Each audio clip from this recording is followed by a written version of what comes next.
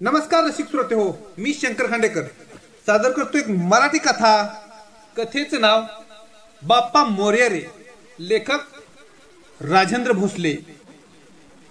बाप्पा एक अजब रसायन. वय 50-55, वर्ण काळा. काळा म्हणजे अगदी काळा कुट्ट म्हटलं तरी अतिशुक्ती ठरणार नाही. गोल गरगरीत चेहरी, उंचीने ताडमाड, डोक्याचे पूर्ण टक्कल, नावाला एखादाही केस नाही. पाहणाऱ्याला वाटायचे यांना जन्मतात जावळ नव्हतेच की काय. वजन किलो मध्ये नसायचे, क्विंटल मध्ये हिशोब असायचा. वर्षानुवर्षे त्यांचे वजन 1 ग्रॅमनेही कमी कधी झाले नाही. त्यांच्या वजनाचा आलेख नेहमी वाढतच गेला होता. त्यांचे मूळ नाव माहीत करून घेण्याच्या फंदात कोणी पडलेच नाही, कारण लोक त्यांना बाप्पा या नावाने ओळखायचे. हे नक्की काय व्यवसाय करतात हे कोणालाही सांगता येत नव्हते, परंतु एक उपद्रवी व उपद्व्यापी म्हणून परिचित होते. त्यामुळे प्रत्येक जण त्यांच्यापासून 4 हात लांब राहणे पसंत करी. त्यांनी परिसरातल्या प्रत्येकाला किमान एकदा तरी टोपी घातलेली असल्यामुळे त्यांच्याकडे एकदा संबंध जोडलेला माणूस पुन्हा त्यांच्या सानिध्यात जाण्याचे धाडस करतच नसे. गप्प बसणे हा बाप्पाचा स्वभाव नव्हता. कधी एखादी विमा पॉलिसी घेऊन तर यायचेच, किंवा एखादी साखळी स्कीम तरी हमखासच आणलेली असायची. बऱ्याच वेळी परिचित बाप्पांना पाहून लोक रस्ता बदलायचे. अगदी समोर आलेच तर नमस्कारावर काम भागवायचे. स्वभाव बोलबच्चन, 24 तास बडबड. समोरचा माणूस ऐकून घेतो की नाही याची पर्वा त्यांना कधीच नसायची. एखादा विषय पूर्ण झाला की नवीन विषय उत्साहाने सुरू करायचे. त्यामुळे समोरचा तुळबुळायचा, पण त्याचा विशेष त्याला महत्व ते देत नसत. त्याला 2-2 तास थांबून ठेवायचे. त्यामुळे आज कोणाचे तोंड पाहिले असे त्या पारद झालेल्या इस्माला वाटायचे. आपल्या बोलण्याचा समोरच्यावर प्रभाव पडण्यात तर अगदी पटायतच. एखादा नवीन माणूस चुकून त्यांच्या जाळ्यात फसला तर त्याचे 12 वाजले म्हणूनच समजा, कारण त्याच्या पोटात शिरून त्याची परिस्थिती असो अगदी नसो, एखादी स्कीम त्याच्या गळी ते उतरवायचेच. शहरात एखादी नवीन स्कीम आली की बाप्पापासून सुरुवात व्हायची व त्या स्कीमचा बोऱ्या वाजेपर्यंत बाप्पा सोबत करायचे. खोली बदलणं हा त्यांचा आवडता छंद होता. प्रत्येक वेळी त्यांची माझ्याशी भेट होई त्यावेळी त्यांनी निराळीच खोली भाड्याने घेतलेली आढळायची. मला आश्चर्य वाटायचे. दर 4-6 महिन्याला खोल्या बदलणं याला परवडतं तरी कसं. डिपॉझिट, भाडे, सामानाची ने-आण, तो मानसिक त्रास. मी आयुष्यातून एकदाच भाड्याच्या खोलीतून स्वतःच्या जागेत राहायला गेलो त्यावेळी झालेला त्रास आठवला म्हणजे अंगावर काटे येतात. आणि बाप्पा मात्र गेली 20 वर्ष खोल्या बदलण्याचा कार्यक्रम बिनबोबाटपणे पार पाडत होते. रस्त्यात भेटलं की आवर्जून त्यांच्याशी गप्पा मारायचो. मग गप्पांच्या ओघात ते सगळ्या स्कीमची माहिती पोपटाप्रमाणे द्यायचे. माझे जवळजवळ सर्व मित्र त्याच्या कमीत कमी एका तरी स्कीमचे शिकार झालेले होतेच.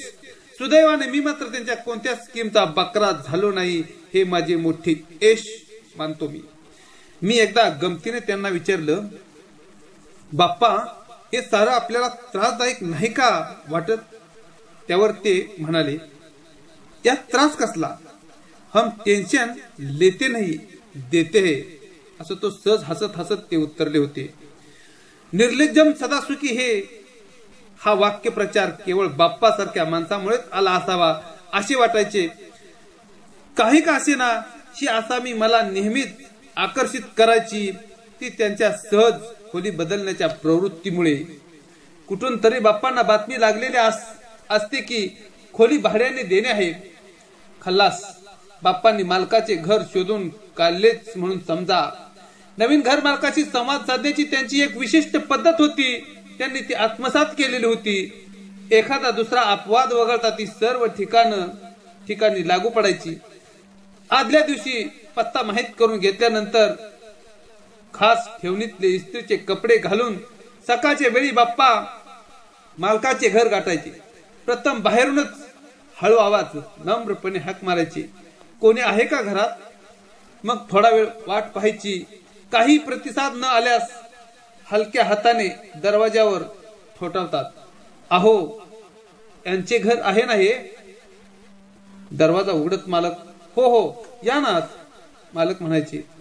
आत गेल्यावर वाकून मालकांना नमस्कार घालतात. नमस्कार, बसा ना. असे उभे का, असं घर मालक म्हणते.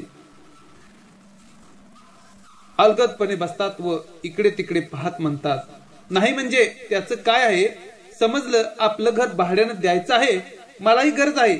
म्हटलं चला आपण विचारून तरी पाहूया. सहज इकडे मित्राकडे आलो होतो, म्हटले चौकशी तरी करून जावी. भाडे डिपॉझिट परवडण्यासारखे असेल तर विचार करावा. घर मालक म्हणले, बरे आपण काय काम करता, नोकरीला वगैरे आहात काय? बाप्पा म्हणले. बाप्पा पुढच्या सर्व थापा लिखितपणे मारत की मालकाला त्याचा खोटेपणा जराही संशय येत नाही. बाप्पा म्हणले, मी ना शेअर ब्रोकरचा व्यवसाय करतो. महिना लाखो आणि वर्षाकाठी कोट्यावधी रुपयाची उलाढाल असते. मला सर्व्हिस वगैरे करायची काही गरजच नाही. होतो इंडियन ओव्हरसीज इन्फोस्टेक मध्ये काही दिवस, परंतु सोडून दिलं. बाप्पा, मालकाला आर्थिक परिस्थितीचा अंदाज त्यामुळे येतो. सॉरी, उगाच आपलं सहज विचारलं. मालक खजील होऊन म्हणतात. बाप्पा म्हणतात, नो प्रॉब्लेम, विचारा ना. चौकशी तर व्हायलाच पाहिजे. आपण आपले हक्काचे घर आम्हाला देणार आहात ना. मालक म्हणतात, बरं आपणास मुले बाळे? बाप्पा सांगू लागतात, हो परमेश्वराच्या कृपेने 2 आहेत. एक मुलगी, एक मुलगा. मुलगी बँकेत मॅनेजर आहे. मुलगा MBBS च्या 3ऱ्या वर्षात शिकतो. मालकाला हे विराट सुशिक्षित आहे असे वाटते. मालक म्हणतो, घरचे नोकरी वगैरे करतात काय? बाप्पा सांगू लागतात, नो नेव्हर. मला तिच्या नोकरीची गरजच नाही. मलाच इतका पैसा मिळतो की खर्च कसा करावा हा प्रश्न पडतो. माझा पैसा, मुलीचा पैसा, गावाकडचे शेतीचे उत्पन्न, जागेचे भाडे, छे छे छे.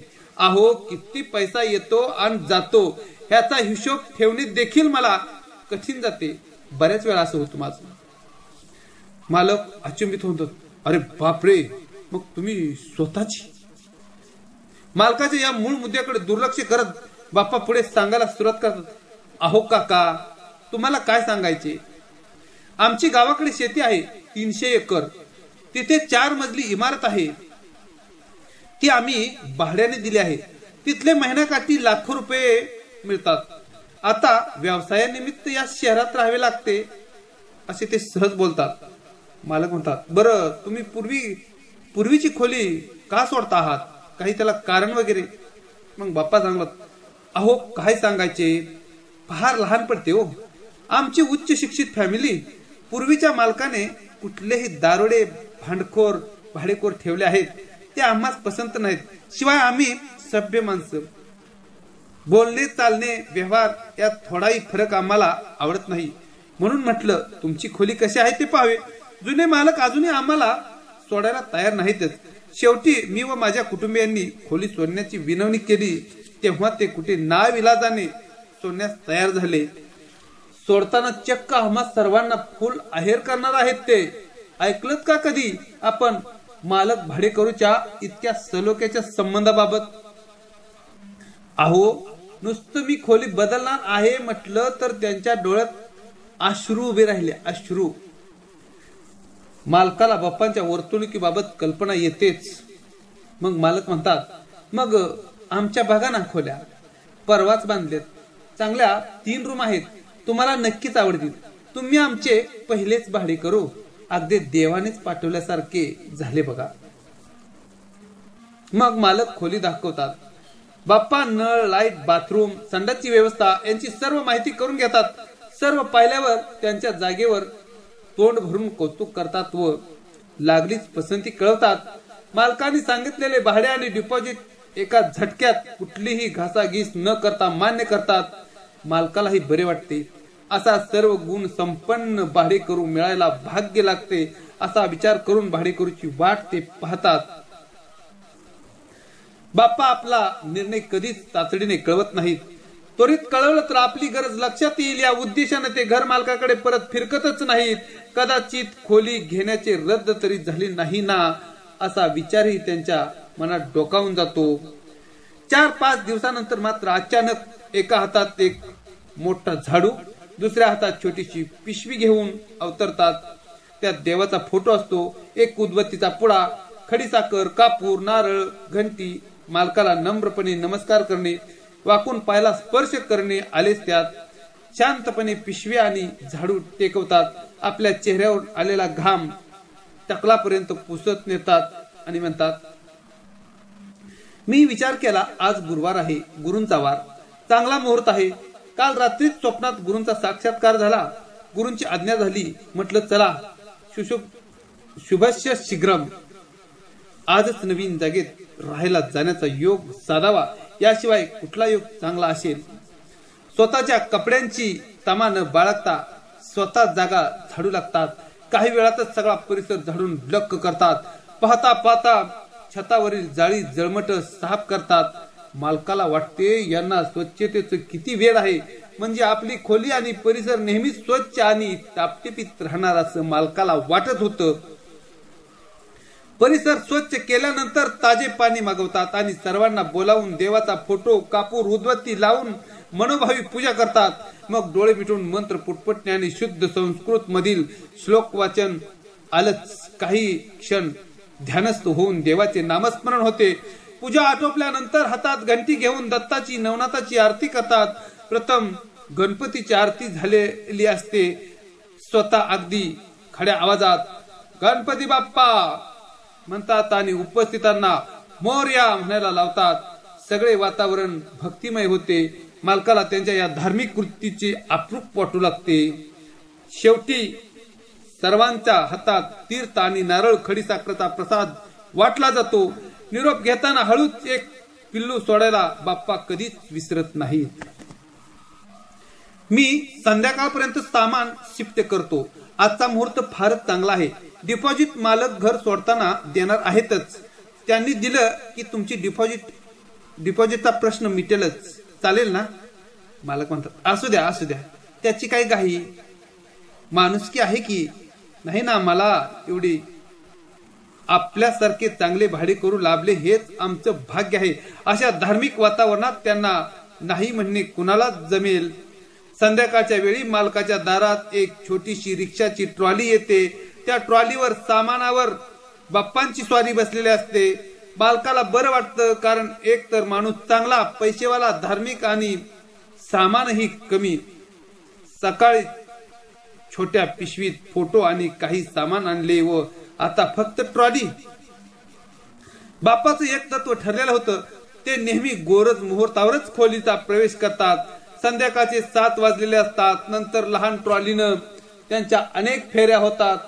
अंधारात ट्रॉलीच्या एकूण किती फेऱ्या होतात हे मालकाला समजत नाही. पहिल्या काही फेऱ्यामधले सामान भाड्याने घेतलेल्या घरात बसते. मागून आणलेले सामान मात्र अंगणात इतरस्त पडलेले असते. मालक रात्री 12 पर्यंत हे पाहत असतात. बाप्पा आता बोलावून डिपॉझिट देतील, मग देतील असा विचार करतात. पण बाप्पा आपल्याच नादात असल्याचे व त्यांच्याकडे लक्षच नसलेले दाखवतात. शेवटी मालक थकतात. आता रात्रीचे 12 वाजले आहे, कशाला डिपॉझिटचं नाव काढायचे. आता ते राहायला आलेच आहे तर सकाळी बघू म्हणून झोपी जातात. मालक सकाळी उठून दात घासत बाप्पाच्या खोलीकडे येतात. बसले का सामान नीट व्यवस्थित त्याशी विचारतात. घरी त्यांच्या सव असतात. 2 मुले एका कोपऱ्यात घोरत असतात. इकडे तिकडे हळूच पाहत घरात बाप्पा नसल्याचं त्यांच्या लक्षात येतं आणि ते म्हणतात, कुठे गेले बाप्पाश्री? सकाळी सकाळी की आणखी एखादी ट्रिप राहिली आहे? त्या बाप्पाची सव म्हणतात, ते की नाही, पहाटेच अर्जंट कामानिमित्त परगावी गेले. काही काम होतं का? मालक ओशाळत म्हणतात, काय नाही, डिपॉझिट बद्दल थोडं बोलायचं होतं. मग बाप्पांच्या सव म्हणतात, पैशाचा सर्व व्यवहार त्यांच्याकडेच असतो. ठीक आहे, मला काही घाई नाही. व्यवहार वेळच्या वेळी केलेला बरा असतो म्हणून आलो होतो, असं म्हणून ते जातात. साधारणतः सकाळी 10च्या सुमारास बाप्पांची मुलगी घराबाहेर येते. वय अंदाजे 25-30, रंग काळा सावळा, अगदी वडिलांसारखा. नाक एकदम नकटे आहे की नाही हे सांगणे कठीण. 2 छिद्रे श्वास घेण्यासाठी आहेत म्हणून नाक म्हणायचे त्याला. समोरचे 4 दात ओठातून बाहेर पडण्याच्या प्रयत्नात असलेले ओठ अत्यंत जाड, वरच्या ओठाच्या वरच्या बाजूला लव होती. मिशा म्हटलं तर काही हरकत नसावी. मजबूत बांधा, हत्तीने वर्गातल्या. भडक कपडे, चाल छोटा हत्ती डुळत चालल्यासारखी होती. चालताना जमीन हादरते. आसपासची भांडी कंप पावतात. वर्षानुवर्षे राहत आहोत अशा आविर्भावात वागणे. कुणाशीही जास्त संवाद नाही. आपल्याच नादात, तोंडात सतत मराठी लोकप्रिय गीत. मी कशाला आरशात पाहू ग, मीच माझ्या रूपाची राणी ग. दुपारी 2च्या दरम्यान बाप्पाचं दुसरं पात्र नजरेत पडतं. पेट्रोल पाण्यात पडल्यावर पाण्याचा रंग दिसतो तसा रंगाचा गॉगल, लाल टोपी, तीही उलटी घातलेली, फिट बनियन सदृश्य टी शर्ट आणि जीन. शर्ट पॅन्टला मिळून जवळ जवळ 2 डझन खिसे, सर्व मोकळेच.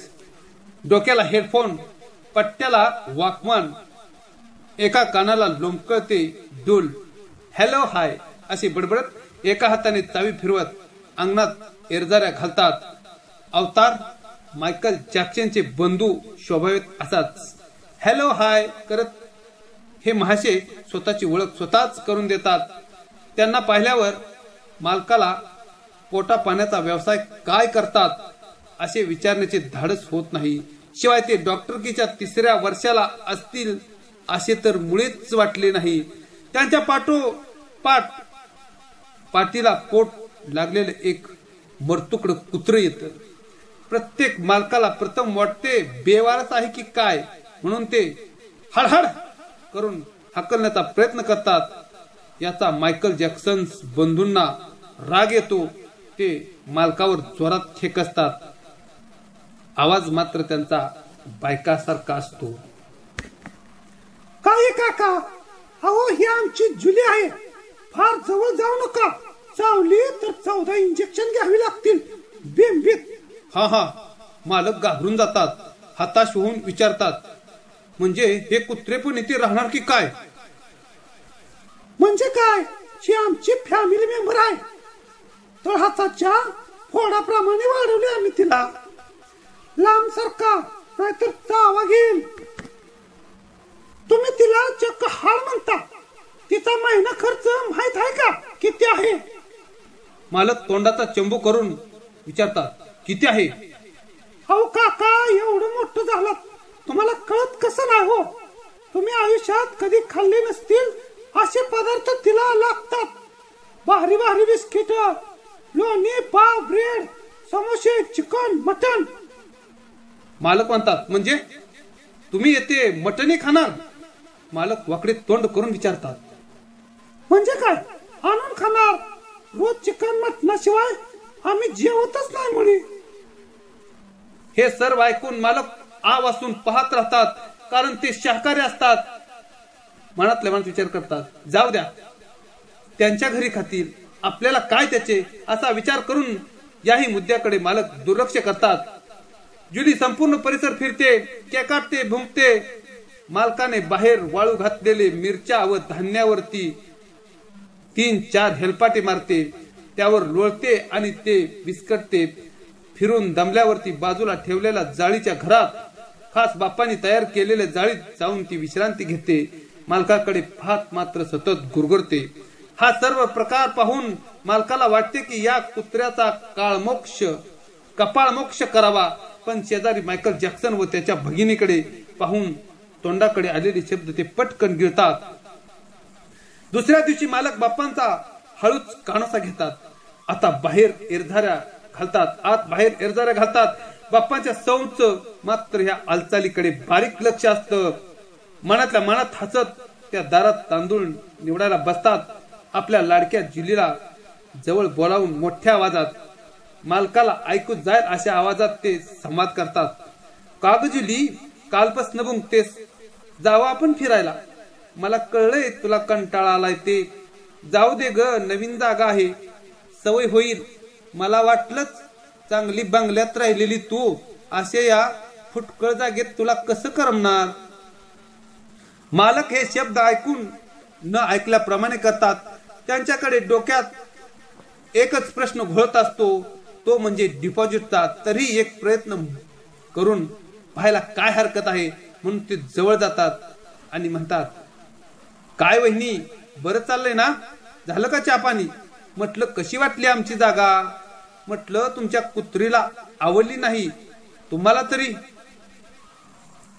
कुत्री म्हणू नका, आम्ही देखील तिला कुत्री म्हणत नाही. तिचं नाव जुली आहे. हो हो, जुली.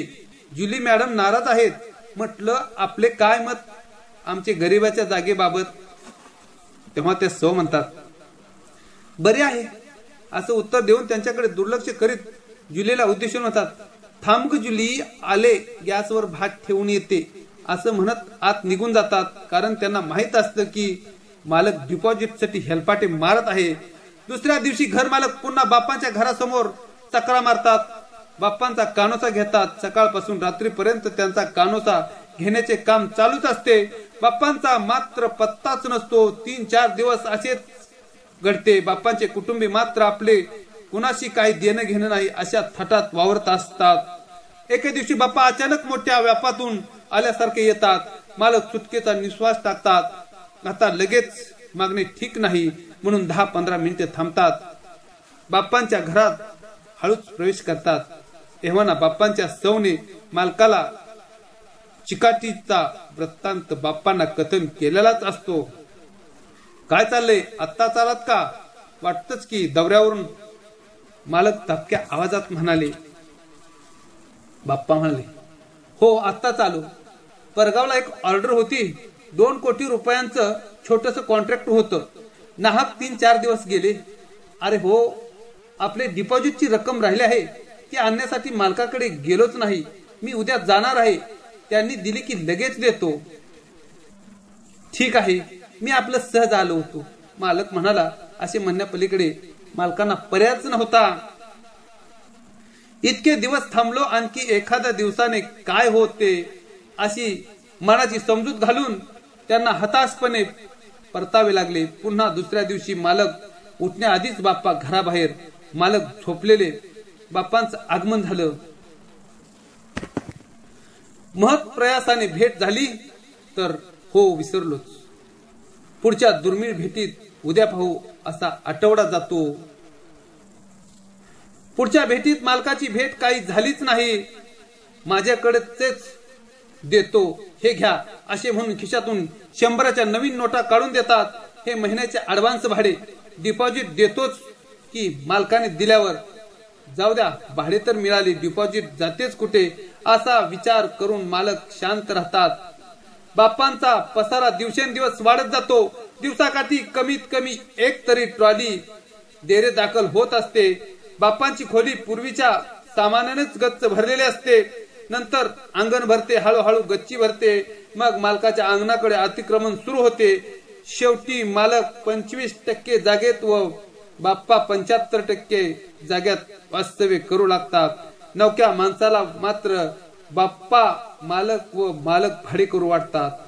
मालक जसजसे आक्रमक होतील तसतसे मग बाप्पा आपले एक एक अस्त्र बाहेर काढतात. मालकाला न बोलणे, बघून न बघितल्यासारखं करणे, तोंडाकडे पाहून थुंकणे, कुत्र्याला घालून घाणेरड्या शिव्या देणे. बाप्पाचे हे कुटुंबातील सर्व सदस्य मात्र आपण येथे राहून घर मालकावर उपकार करत आहोत या आविर्भावात वावरत असतात. घरात मोठ्याने बोलणे, मोठ्या आवाजात टेप रेकॉर्डर, टीव्ही लावणे, जवळजवळ सर्व ठिकाणी घाण करणे, कुत्र्याचे केकाटणे, किमान रात्री 3 वाजेपर्यंत घरात आरडाओरडा आणि भांडण, क्वचित प्रसंगी हाणामारी, हा नित्यक्रमच चालू असतो. मालकाला आश्चर्य वाटते की इतका चांगला वागणारा सद्गृहस्थ इतका गचाळ राहतोच कसा, आणि या माणसाच्या तोंडी अशी खालच्या थरातील भाषा येतेच कशी. पण तोपर्यंत वेळ केलेली असते. मालकाची मात्र वेळ भरलेली असते. एकदा तर बाप्पांची कुत्री केकाटत आत येते. बाहेर कुणीतरी तिला दगड मारलेला असतो. बाप्पांच्या सौ बाहेर येतात. बाप्पा नेहमीप्रमाणेच बाहेर गेलेले असतात. योगायोगाने तेही जुली पाठोपाठ आत येतात. त्यांच्या सौना मालकांचा संशय येतो. मग आपल्या दोन्ही अपत्यांना घेऊन मालकाकडे येतात व जोर जोरात भांडायला सुरुवात होते. ते म्हणतात, म्हातारा झालास की मुक्या प्राण्याला दगड मारतोस, लाज नाही वाटत तुला? काकुळतीला येऊन मालक म्हणतात, खरेच नाही हो, मी नाही मारला दगड. तिघांचा आवाज इतका वाढतो की सर्व गल्ली गोळा होते. घर मालकाला माफी मागण्याशिवाय पर्यायच उरत नाही, कारण तिघे खोटे बोलू शकत नाहीत हे उपस्थितांना जाणवते.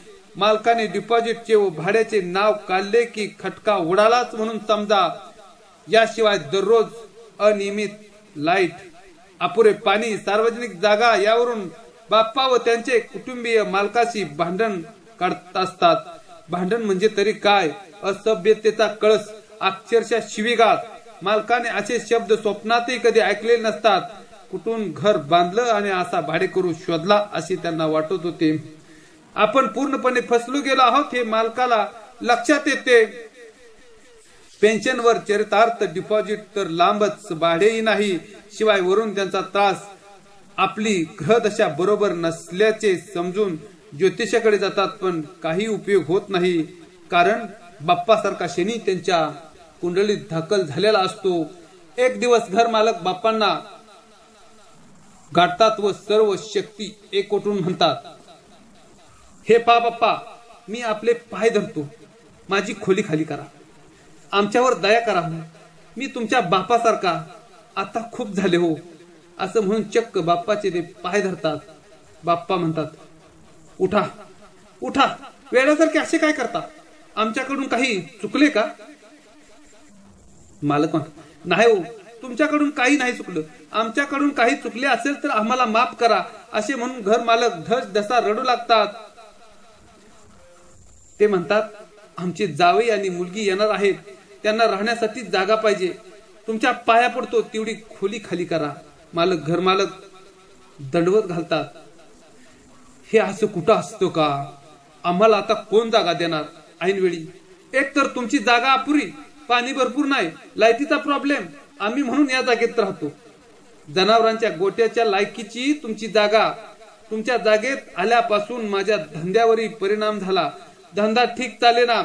मुलीने नोकरी सोडली, मुलगा कॉलेजला जायना, बायको आजारी पडते, तिच्या औषध खर्च वाढला आहे. आमची कुत्रीही खराब झाली हो. तुमच्या खोलीत आल्यापासून माझे 4 लाखाचे नुकसान झाले आणि तुम्ही म्हणता खोली खाली करा? ते कशी शक्य आहे? ते शक्य नाही. हे नुकसान कोण देणार मग? या विचित्र मागणीमुळे मालकाला बोहळ आल्यासारखं वाटतं. काय करावे त्यांना सुचत नाही. मालक आजारी पडतात. त्यांच्या जगण्या मरण्याचा प्रश्न निर्माण झाल्यावर मात्र मालकाच्या सौ मध्ये पडतात. त्या करो या मरो या तत्वाने बाहेर येतात व बाप्पांना म्हणतात, हे पहा बाप्पा, आमचे घर खाली करा. तरीही बाप्पा त्यांना जराही दाद देत नाही. 2-3 महिने असेच निघून जातात. शेवटी बैठक बसण्याची ठरते. बैठकीत ठरलेल्या अटी मान्य केल्यावर तर घर सोडेन असा पवित्रा बाप्पा घेत असतात. सोयीच्या तारखेनुसार बैठक बसते. बैठकीत एकीकडे सौ व श्री बाप्पा, बाप्पांची मुलगी, बाप्पांचा मायकल जॅक्सन मुलगा, इकडे मालक त्यांची सौ. फक्त प्राथमिक चहापाणी होते. इकडच्या तिकडच्या गप्पा होतात. पावसापासून ते शहरातल्या घडामोडी, नंतर राज्याचं राजकारण, देशाची आजची अवस्था, नंतर शेवटी आंतरराष्ट्रीय स्तरावरून गप्पा मूळ मुद्द्याशी येतात. मालकाच्या सौ म्हणतात, हे पहा, आपण 2 वर्ष झाली या जागेत येऊन डिपॉझिट दिले नाही. 1-2 महिन्याचे भाडे दिले, त्यानंतर भाडेही दिले नाही. आपण वेळेवर लाईट बिल भरत नव्हता. वीज बोर्डाची मला नोटीस आल्याने वीज बिल ही मीच भरत होते.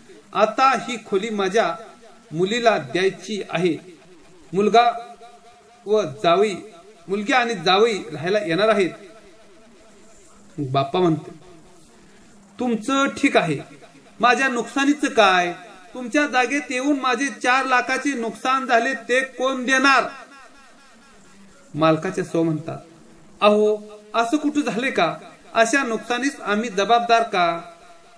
याची नुकसान भरपाई मालकाने द्यायची असते का? बाप्पा म्हणतात, मग कोण देणार? माझे नुकसान 4 लाखाचे झाले आहे, निदान तुम्ही 2 लाख तरी द्या ना. मालकाचे सौ म्हणतात, हे आम्हाला शक्य होणार नाही. आम्हाला खोली पाहिजे आहे आणि तुम्ही ती ताबडतोब खाली करा. मग आम्ही अजिबात खोली खाली करणार नाही. बाप्पा म्हणू लागले, तुम्ही काही करा, पोलिसात जा, केस करा, मी खोली सोडणार नाही म्हणजे नाही. माझी नुकसान भरपाई 2 लाख रुपये द्या, मगच मी घर सोडण्याचा विचार करेन. माझ्या बायकोला व मुलीला तुमच्या मालकाने खूप त्रास दिलाय हो. हे मी पोलिसांना सांगणारच आहे. माझ्याही पत्नीच्या व मुलीच्या चारित्र्याचा हा प्रश्न आहे. असे खालच्या थरातले आरोप घर मालकाने कधी ऐकलेलेच नसतात. घर मालकाला व त्याच्या कुटुंबियांना प्रश्न पडतो, आता करायचे तरी काय? अशा परिस्थितीत बाप्पांची वाद घालण्यात अर्थच नसतो, कारण बाप्पा हा कुठल्याही थराला जाऊ शकतो हे घर मालकाला चांगलेच लक्षात आलेले असते. याच्याशी हुज्जत घालण्याची म्हणजेच आपली बेआबरू करून घ्यायची. शिवाय तो खोली खाली करणार नाही. घर मालक सौला खुनेने बोलावून आतल्या खोलीत नेतात व काहीतरी हलक्या आवाजात बोलून दोघे बाहेर येतात. घर मालक म्हणतात, हे पा बाप्पा, तुम्ही माझ्या थोरल्या भावासारखे. आम्ही थोडीफार नुकसान भरपाई देण्यास तयारच आहोत, परंतु काहीतरी कमी करा हो. बाप्पा खाली येण्यास तयारच नव्हते. एक पही कमी करणार नाही. मी तर 4 लाखाच्या खाली येणारच नव्हतो. तुम्ही चांगली माणसं म्हणून 2 लाखावर तयार झालो. शिवाय तुमच्या आर्थिक परिस्थितीची जाण मला सुद्धा आहे ना, म्हणूनच चक्क निम्मे कमी केले हो. आम्ही खोली सोडण्यासाठी तुमची 22 महिन्याचे भाडे भरले. आता ते मालक सांगू लागले, आम्ही खोली सोडण्यासाठी तुमचे 22 महिन्याचे भाडे रुपये 24,000 माफ केले. आपल्या कालावधीतील लाईट बिल 15,000 रुपये आम्हीच भरले. हेच 37,000 झाले. वर आणखी 20,000 रुपये देऊ. तुमची बहीण म्हणून ही मागणी मान्य करा. असे म्हणून मालकाच्या सौने डोळ्यात पाणी आणून बाप्पा पुढे पदर पसरला. तेव्हा बाप्पा म्हणले, ताई गप बसा, डोळे पुसा. आपल्या भावाला असे इमोशनल ब्लॅकमेलिंग करू नका. हा व्यवहार आहे. वाटल्यास भाऊबीजेला मी तुम्हाला 10,000 रुपयाचा शालू ओवाळणी देईन, पण या व्यवहारात मी 2 लाखापेक्षा एक छदा मी कमी घेणार नाही. भाडे सोडले तर तुमचा भाऊ येऊन राहिला असं समजा. लाईट बिल भरले तर तुमच्या वहिनीची ओटी भरली म्हणून समजा. अहो 20,000 आजच्या महागाईच्या काळात घेऊन मी काय करू? एवढ्या पैशात माझ्या शिफ्टिंगचा तरी खर्च निघतो का हो? बाप्पा बोलण्यात एक्का होते. अहो भाऊ, असं काय करता तुम्ही? तुम्ही थोडा आमचाही विचार करा हो. 2 लाख आमच्या बांधकामासाठी देखील खर्च झाले नाहीत. 500 रुपयाचा हप्ता आमचे मालक आयुष्यभर फेडत राहिले हो. डोळ्यात पाणी आणून ते म्हणतात, अहो आम्ही रात्र नवरा बायकोने पाणी मारले, मजुराला पैसे घालवले नाहीत. तुम्हाला इतकी रक्कम आम्ही कुठून देऊ? फार तर 50,000 रुपये देऊ.